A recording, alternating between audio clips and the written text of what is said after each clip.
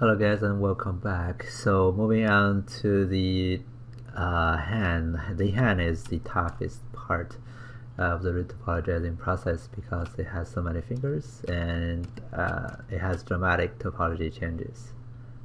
Okay, so I will actually start with the fingers here. Now I don't want to retopologize it from scratch. So I actually gonna create something first. So let me go turn off that snapping, create a cube. Okay, let me drag it up here. And then let me rotate it just to align it with the finger. Okay, and then make it longer too.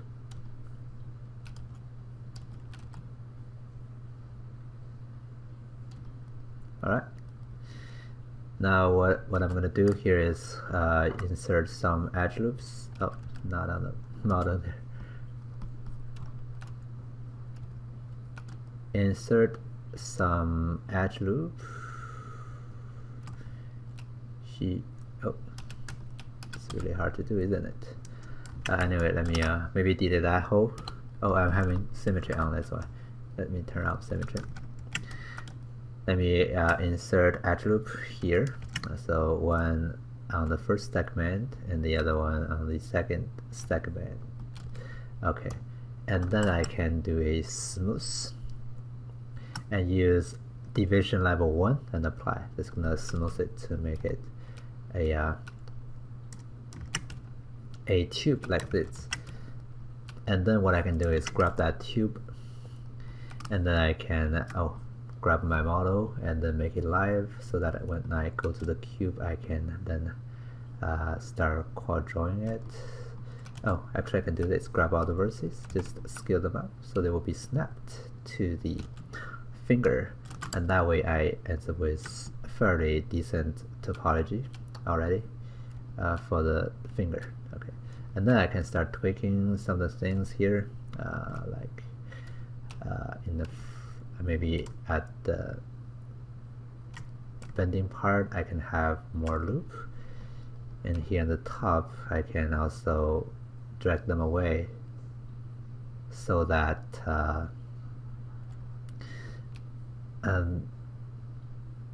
the bone structure there would be having a bigger shape, and I can also bring the lines at the bottom closer so that way we're having a nice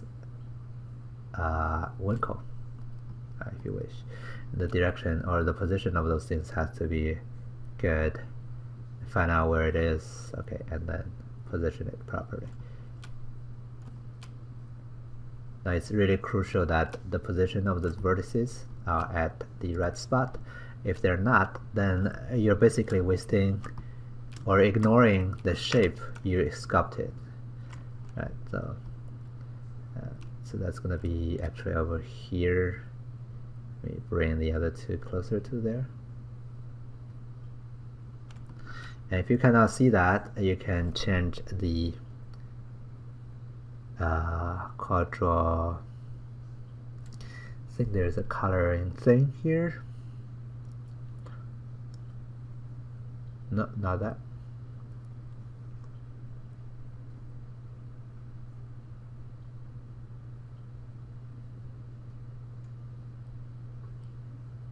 Yeah, leave constraint options.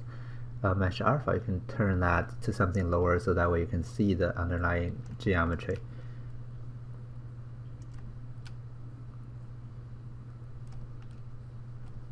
So it has to be over there instead.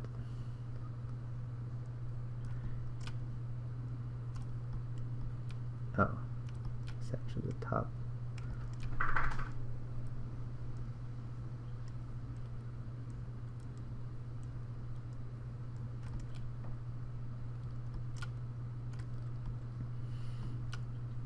Okay, and then moving on to the front, we have the nail. So I also want the nail to be represented too.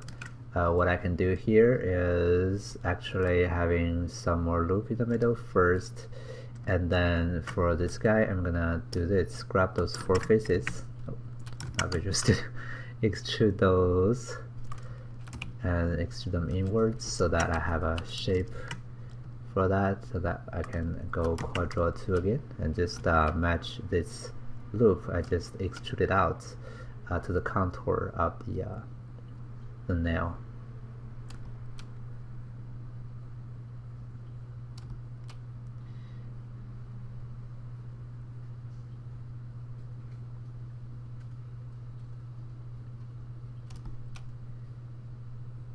Okay.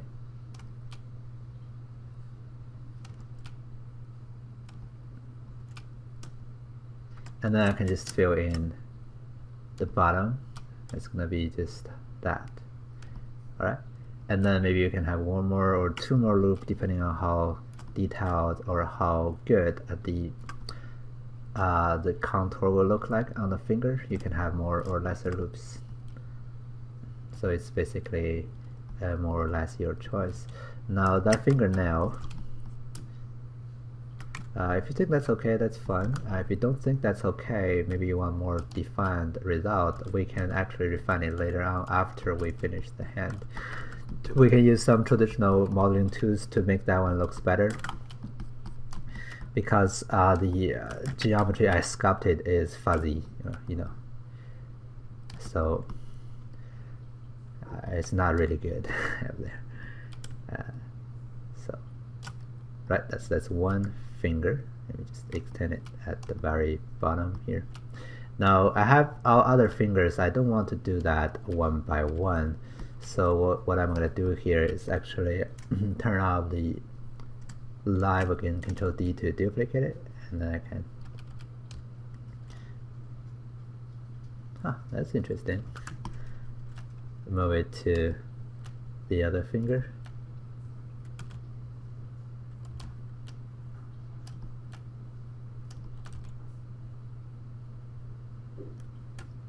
So just to match it properly. Now here the hand is probably one of the reasons that I retopologize before dipping in too much detail sculpting wise, because that I know that when I retopologize the hand, if I really want to get the same results, I need to match it very carefully, and that's going to be a tedious work. So I would actually just try to do the other parts, like detailed winkle sculpting, but those things later when I finish retopologizing and moving back to ZBrush. I only sculpt the basic important shape that I think my topology can represent, so that I'm not losing any detail after retopologizing it, and then I can move on to sculpting more detail. And because I have a topology already, I'm not worried at all, and I can end up with better and cleaner result too because of that topology. It's going to be much better than a Dynameshed version of the model, which is the one I'm having now. So a lot of things you can think about when you are doing your character modeling workflow. So it doesn't have to be all finished in ZBrush before retopologizing. You can make the retopologizing the middle part of your production pipeline. Or we call this workflow. Okay. Alright.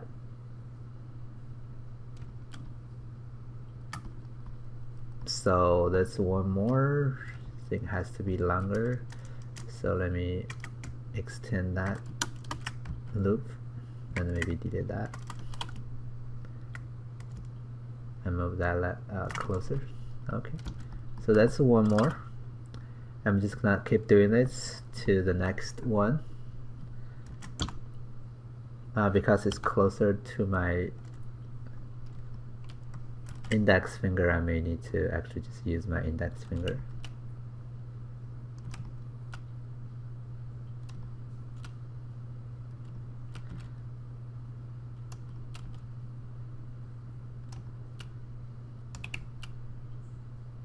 Maybe longer, maybe.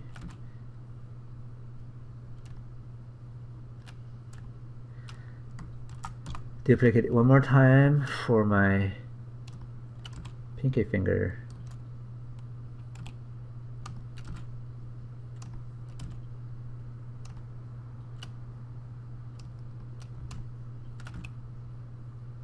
It's not that long, so, and the orientation is important too.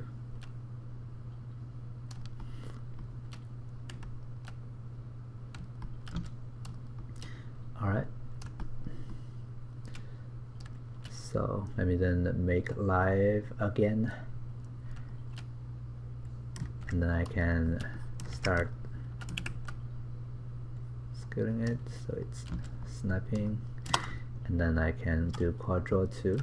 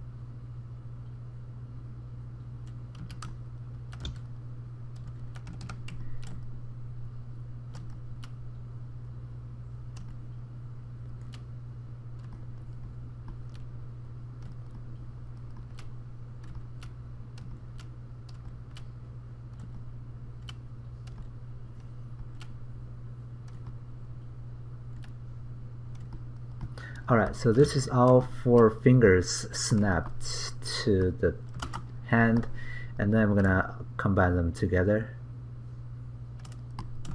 and then I need to start doing the rest of the hand.